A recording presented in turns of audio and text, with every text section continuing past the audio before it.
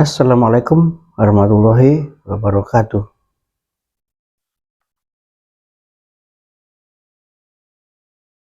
Ada yang nggak pernah berbuat dosa?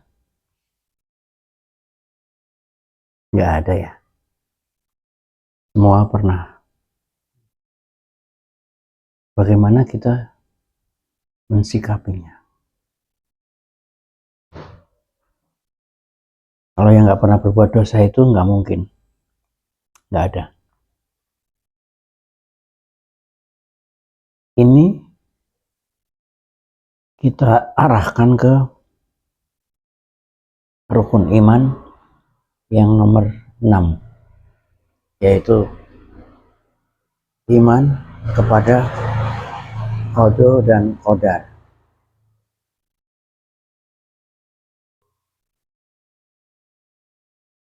Qada dan qadar kita coba telaah lebih dalam ya. Ngasih maknanya yang tepat, ngasih maknanya yang tepat supaya tidak melenceng. Kalau kamu pernah ditakdir pernah berbuat dosa dan selanjutnya kamu ingin tobat, itu kita bilang yaitu masa lalu dan masa depan. Masa lalu itu sudah terjadi, kita masukkan sebagai qada dan qadar, tenang dulu ya. Sedangkan keinginan Anda untuk bertobat itu kita pegang syariat. Jadi jangan qada dan qadar kita terima, harus terlanjur terusan aja bablas kewae gitu. Jangan. Jika umatku telah menjustifikasi qada dan qadar, ya kan, menganalisa qada dan qadar, itu kamu jangan ikut-ikut. Ini kata Nabi, yang maling ya nggak apa-apa, yang zina nggak apa-apa, yang judi nggak apa-apa. Berikutnya saya coba bawa kita ke prediksi, bawa kita ke istilah prediksi. Contoh, istri itu punya ilmu, Pak. Ilmunya istri itu begini, biasanya suami kalau tambah kaya, tambah banyak tingkah, tambah banyak gaya, bahasa Jawa ini polah gitu, itu ilmunya istri. Nah, ketika benar terjadi nih, suaminya tambah kaya, tambah banyak gaya, tambah pola, istri malah tersiksa.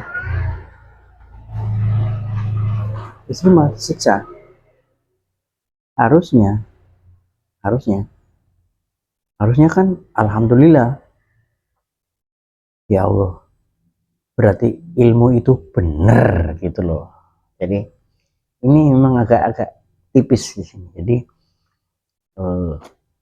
manusia saja bisa memprediksi, ya kan? Nah, begitu juga Allah tahu apa yang akan terjadi. Nggak mungkin Allah nggak tahu apa yang akan terjadi. Apa yang ada di bumi yang terjadi semuanya ini, yakini saja sebagai qada dan qadar. Kita nggak usah berputus asa, nggak usah merana, merasa banyak dosa, ya mengakui, boleh, menyesali, oke lah. Tapi ketika kita berniat untuk tobat, itu stop, tobat, dan next kita menjadi lebih baik gitu. Gak usah mundur lagi ke belakang lagi. Nanti kapan kita move on gitu. Itulah kira-kira menyikapi qada dan qadar. Tidak bangga dengan apa yang akan kamu dapatkan juga. Dan kita tidak putus asa terhadap apa yang telah kamu lakukan. Gagal boleh, berdosa ya gimana lagi, udah dilakukan. Tapi jangan berputus asa. Kita masih punya masa depan untuk dilanjutkan dengan yang baik gitu. Nah,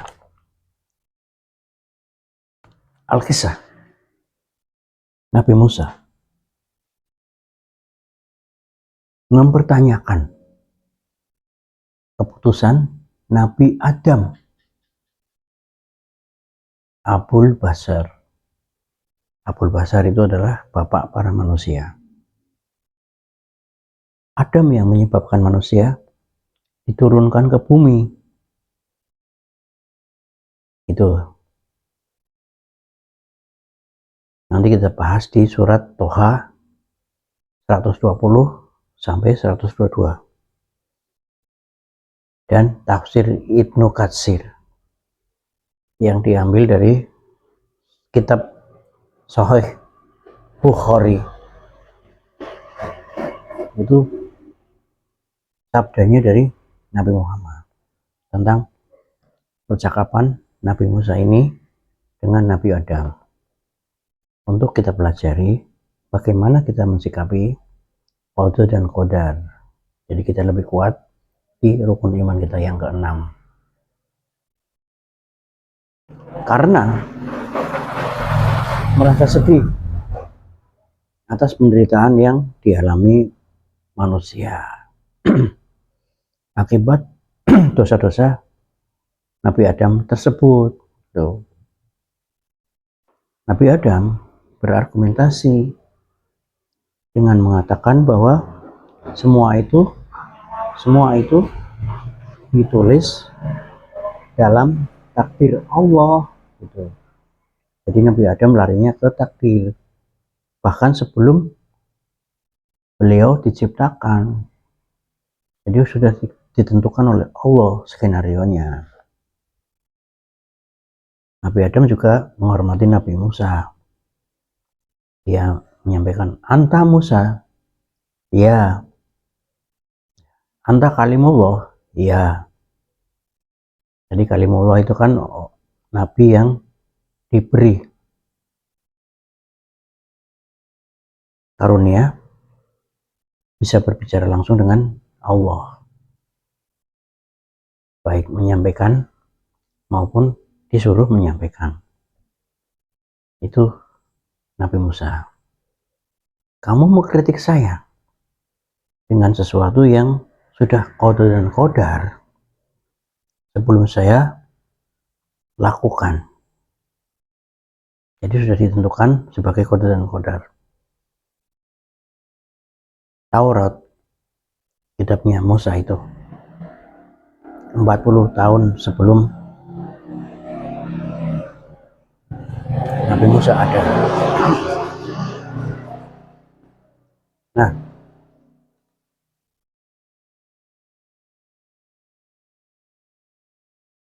memaknai qada dan qadar itu adalah rukun iman yang ke-6. Rukun iman yang pertama, iman kepada Allah. Kedua, iman kepada malaikat. Ketiga, iman kepada kitab-kitab. 4, iman kepada Rasul. Yang kelima, iman kepada hari akhir. Dan yang keenam adalah qada dan qadar gitu. Mari kita coba mengupas sedikit saja qada dan qadar dengan makna yang tepat, insya Allah.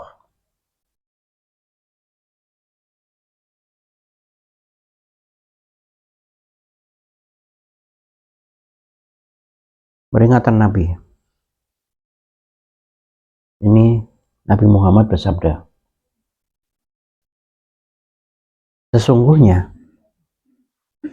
yang pertama kali diciptakan adalah al-qalam. Nggak ada alnya, malah qalam. Selanjutnya Allah berfirman, tulislah. Qalam menjawab, Tuhanku, apa yang harus saya tulis? Tulislah takdir, ketentuan segala sesuatu hingga datangnya hari kiamat. Jadi sabda Nabi ini menyampaikan bahwa sebelum ada sesuatu pun di bumi ini, itu yang pertama kali diciptakan adalah qalam. Jadi sudah ditulis semua apa yang akan terjadi di dunia sampai hari kiamat. Nabi, sahabat, ada yang tidak mengikat untanya waktu itu. Nabi kemudian bersabda, ikatlah untamu. Kemudian baru kamu bertawakal kepada Allah gitu. Sebelumnya si sahabat itu tidak mengikat untanya. Lalu ditanya sama Nabi, kenapa kamu nggak mengikat untamu? Saya bertawakal kepada Allah aja ya Rasul. Gitu. Jadi bertawakal setelah kita melakukan sesuatu pengamanan dulu kan, kehati-hatian dulu. Kalau sudah diikat, untanya lari atau dibawa orang, itu baru kita bertawakal kepada Allah gitu. Takdir itu ada dua, takdir mu'alaq sama takdir mubram. Takdir mu'alaq itu tergantung ikhtiarnya, jadi bisa diubah. Pintar, belajar dulu. Kaya, menabung dulu. Banyak teman, ramah dulu gitu. Tapi kalau takdir mubram atau mutlak, lebih gampangnya ini takdir mutlak, itu tidak bisa diubah. Misalnya usia kematian, itu tidak bisa diubah gitu. Jadi hikmahnya apa? Supaya kita jangan sombong saat kita tertimpa musibah, kegagalan. Oh, kok sombong? Tenang. Kita tenang ketika kita mendapat musibah. Kita tenang ketika kita kalah. Kita tenang ketika kita jatuh miskin gitu. Tenang aja. Semua sudah ditentukan dengan qada dan qadar. Turun pangkat gitu. Gagal gitu. Tapi juga jangan sombong. Kalau kita dapat kehebatan-kehebatan yang kita peroleh. Kita dapat ranking. Kita dapat kenikmatan-kenikmatan yang luar biasa. Kekayaan, jabatan, istri yang cantik, anak yang pinter-pinter. Itu jangan sombong. Gitu. Nah, Allah tahu apa yang akan terjadi. Nggak mungkin nggak tahu. Gitu ya. Nah, jadi apa yang di bumi ini yang terjadi di bumi ini semenjak Anda lahir hingga sekarang itu sudah tercatat semua. Quran surat Al-Hadid 22 dan 23. Quran surat Al-Hadid 22 dan 23. Tidak ada, bunyinya begini, tidak ada bencana dalam kurung apapun, bencana apapun yang menimpa di bumi dan tidak juga menimpa dirimu, ya, dirimu, kecuali telah tertulis dalam kitab dalam kurung Lauh Mahfuz itu. Sebelum kami mewujudkannya. Sesungguhnya hal itu mudah bagi Allah. Yang demikian itu kami tetapkan agar kamu tidak bersedih terhadap apa yang luput dari kamu gitu, dan tidak pula terlalu gembira terhadap apa yang diberikan Allah kepadamu. Allah tidak menyukai setiap orang yang sombong lagi membanggakan diri. Gitu.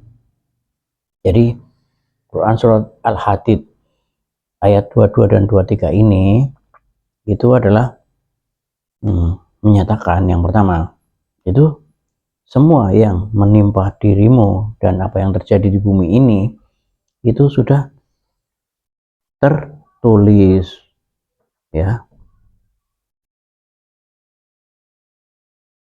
tertulis dalam kitab Lauh Mahfuz sebelum Allah mewujudkannya gitu. Jadi ada perencanaan, ini sudah ada perencanaan. Sesungguhnya hal itu mudah bagi Allah, mudah banget. Jadi nggak usah bersedih, nggak usah bersedih terhadap apa yang luput dari kamu. Jadi kalau Anda merencanakan punya uang 1 miliar, ternyata bisnisnya gagal, tenang aja, ya, karena itu sudah tertulis. Dan tidak pula terlalu gembira terhadap apa yang diberikan Allah kepadamu. Dan Allah tidak menyukai setiap orang yang sombong lagi membanggakan diri. Ya, ini saya ulang lagi, suratnya itu Al-Hadid ayat 22 dan 23. Kemudian ini tentang Nabi Musa, ya. Kok Nabi Musa berani-beraninya sih nanya sama Nabi Adam?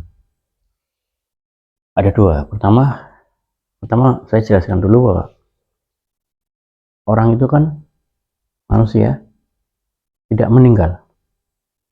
Jadi para nabi itu arwahnya masih ada.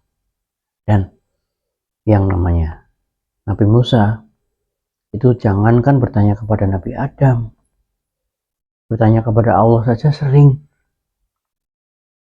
Rasa ingin tahunya besar sekali. Karena ketakwaannya. Karena ingin memahami lebih dalam kebesaran-kebesaran Allah dan ajaran agama. Supaya kita nggak salah menilai, ya, Nabi Musa, ya. Jadi pertama memohon agar kekakuan lisannya dihilangkan. Ini kan populer nih, ya, doanya. Rabbis rohli sodri wa yassirli amri wahlul 'uqdatam min lisani. Jadi memohon agar kekakuan lisannya itu dihilangkan. Kedua, bertanya tentang ibadah yang paling disukai oleh Allah. Itu bertanya langsung. 3, bertanya tentang hamba yang paling bertakwa. 4, bertanya tentang hamba yang paling berilmu. Dan kelima, bertanya tentang alasan Allah tidak mengantuk dan tidak tertidur. Itu ditanyakan, teman-teman. Jadi beruntung kita. Nabi Musa suka bertanya, dan itu mewakili kadang-kadang apa yang kita pikirkan, termasuk dengan Nabi Adam ini tadi. Nah, nomor 6 itu bertanya tentang amalan yang paling disukai oleh Allah. Yang ketujuh, bertanya tentang bagaimana bisa bertemu Nabi Khidir. Jadi memang namanya, sebutannya adalah kalimullah, orang yang diajak bicara langsung oleh Allah. Selanjutnya, keterangan terhadap tadi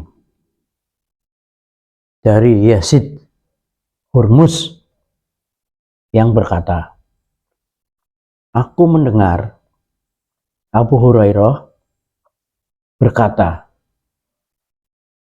Rasulullah Shallallahu Alaihi Wasallam bersabda, pada suatu waktu Nabi Adam dan Nabi Musa berdebat di hadapan Allah.